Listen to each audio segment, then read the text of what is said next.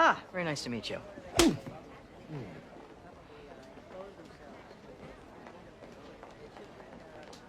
Was that sexual? My son is on trial for his life, and your opening statement... Miss Bagnell, I assure you I have a plan here. Which is? Okay, I lied. I don't have a plan, but I'm forming one. Nobody slaps me twice, Miss Bagnell. At least not in the face. The next thing I know, he's got a gun. The defendant? Yes. He pulls out this gun and he's screaming, and I think, okay, now it's a robbery, you know, that he's just gonna steal the stuff outright. What did you do here? I basically just started screaming, you know, that he's got a gun, and that's when Brian went for his gun. And that's when it happened. He shot him 3 times. He just killed Brian right there. Now, Andrea, this is important. When did Brian get his gun in relation to when... I just said that Brian got his gun after that man pulled a gun out on him. And before Brian could even get his gun, he just started shooting. It's a miracle he didn't kill me, too. Then he just took the stuff and left. Thank you, Andrea.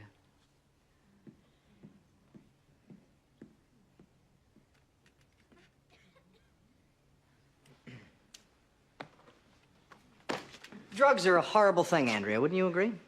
Yes. You ever use them? I wasn't using that night, if that's what you're going for. My capacity for observation was perfect. That's a legal term. Are you a lawyer, Andrea? No. Huh.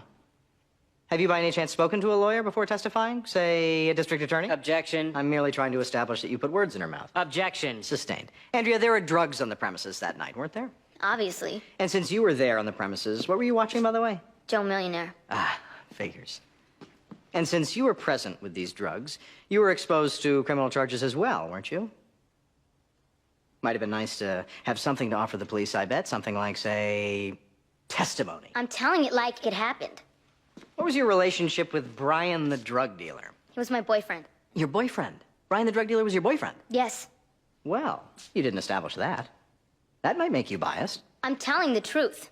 You said that you weren't using that night. You do use, though, don't you, Andrea? Recreationally, occasionally. Ever get arrested?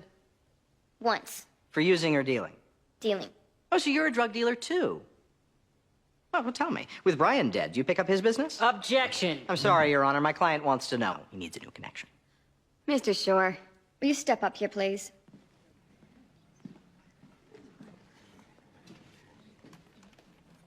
Is this the way you defend your client? It is, Your Honor.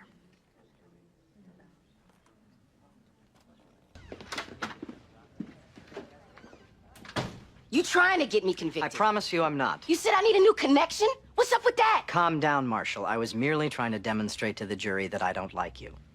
You see, they don't like you. You shot somebody 3 times. They naturally consider you despicable. So by showing them I find you despicable, it makes me more relatable to them. It gives me some credibility. So when I say at the end of all this, find him not guilty, I might have a chance of convincing them.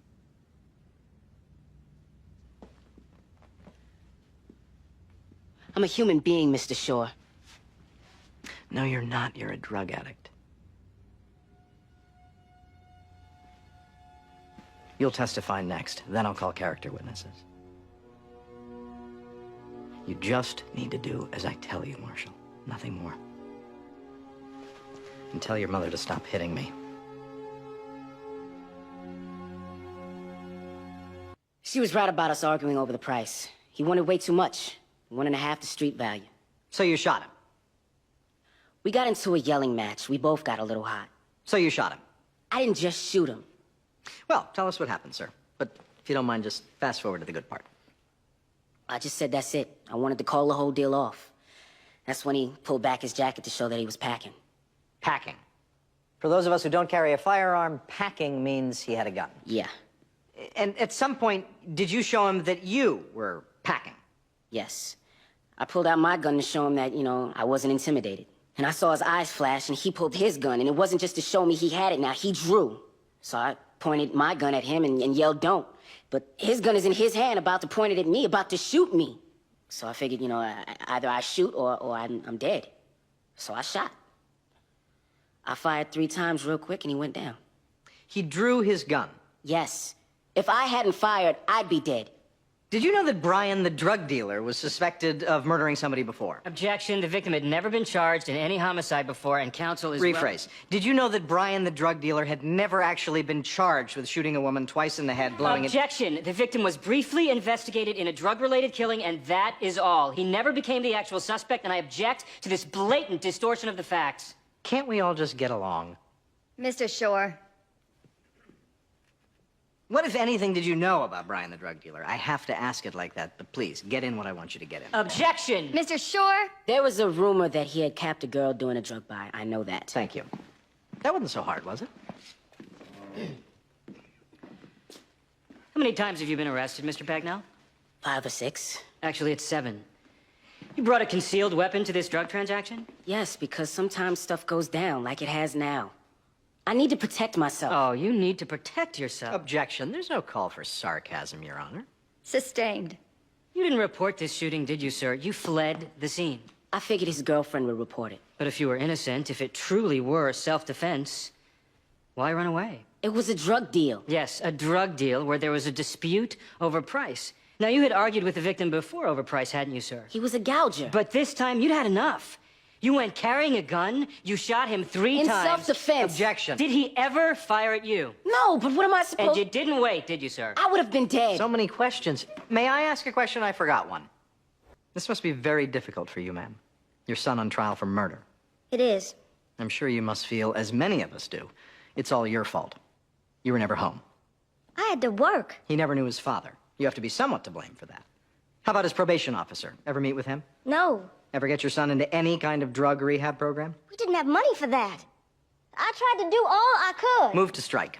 Counsel. I note he got thrown out of school his sophomore year. Why? Drugs. Did his principal come by to explain? No, it was 0 tolerance. He just got expelled. He sounds like an awful child. Just between us. Glad to be rid of him? That's quite a look you're giving me. Tell me, have you ever shot anybody? Thank you. I thought that went well. What are your thoughts?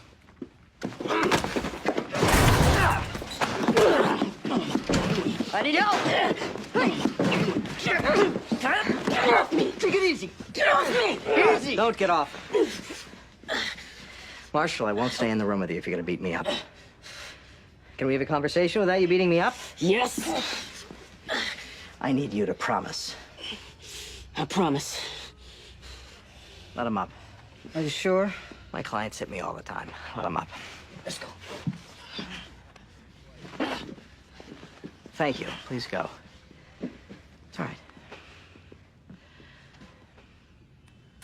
Marshall, at the very beginning of this, I asked you to trust me. Did I not? No. I didn't? I meant to. I'm sorry. You're supposed to be my lawyer. You're supposed to do everything you can. You're supposed to care.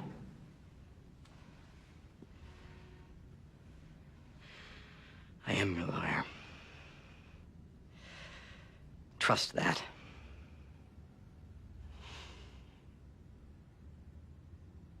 You heard Andrea Mills' testimony. There was a dispute over price. The defendant pulled his gun, and he fired. You can't claim self-defense, ladies and gentlemen, if you cause somebody to reach for a gun only so you can then blast him. That's ridiculous. Now, to be honest, I don't know what the hell defense counsel was up to in this trial. I suspect all that nonsense was motivated by the fact that Mr. Shore knew he had no case. The defendant pulled a gun in front of an eyewitness and shot somebody. What could his lawyer really say or do? So Mr. Shore tried to deflect attention onto himself. But this isn't about a lawyer's antics. We are not in this room to enjoy defense counsel's sideshow. We are here because his client committed a murder. A man is dead.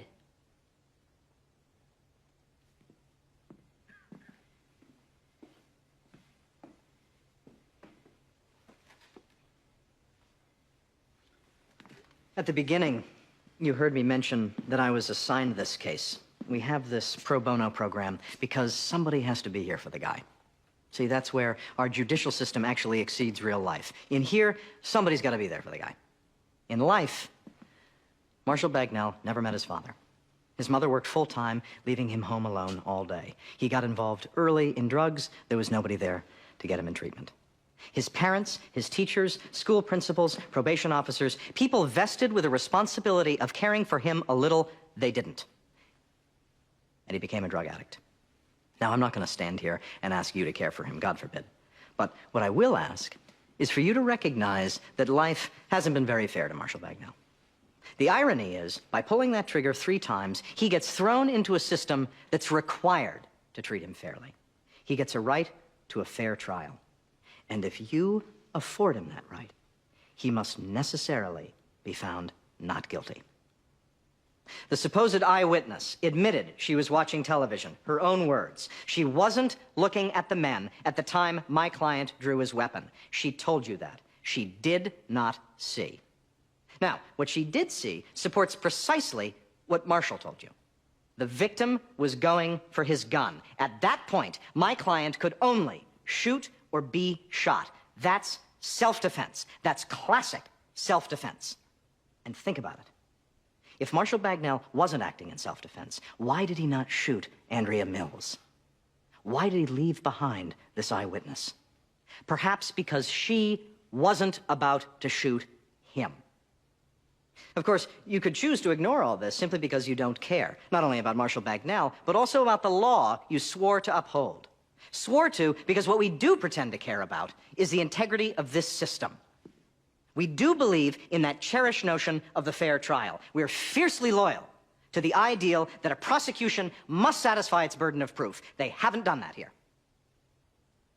As dearly as we'd all love to send Mr. Bagnell to prison, we cannot know for a fact that the victim, a drug dealer, rumored to have killed somebody before, didn't draw his gun to shoot first. We cannot know beyond all reasonable doubt that Marshall Bagnell didn't fear for his life. And if he did reasonably fear for his life, if you believe it's possible that he feared for his life, you must find him not guilty. Unless, of course, you don't care.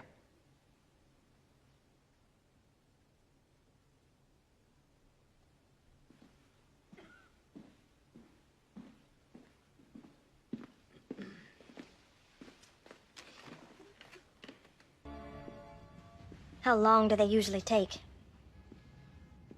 There's really no telling. The judge will probably keep us here until 6. Look, I'm sorry I jumped you. I see now you, kinda had a strategy. Why didn't you just tell us what it was? Takes the fun out of it. I suppose I should thank you and all. Well, I'd prefer money.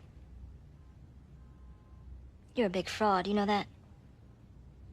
You do care about my son. You're not fooling me.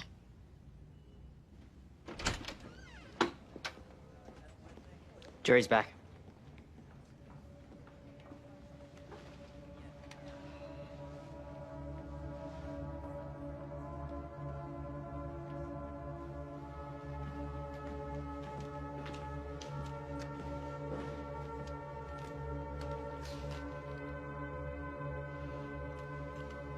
What does it mean that it's so fast? It's usually a good sign when you win, and a bad one when you lose. Hold on a second, Marshall. Hang in there.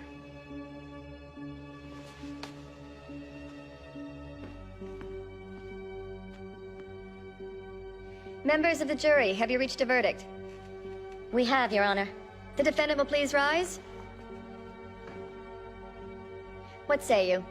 In the matter of the Commonwealth versus Marshall Bagnell, on the charge of murder in the first degree, we find the defendant, Marshall Bagnell, not guilty.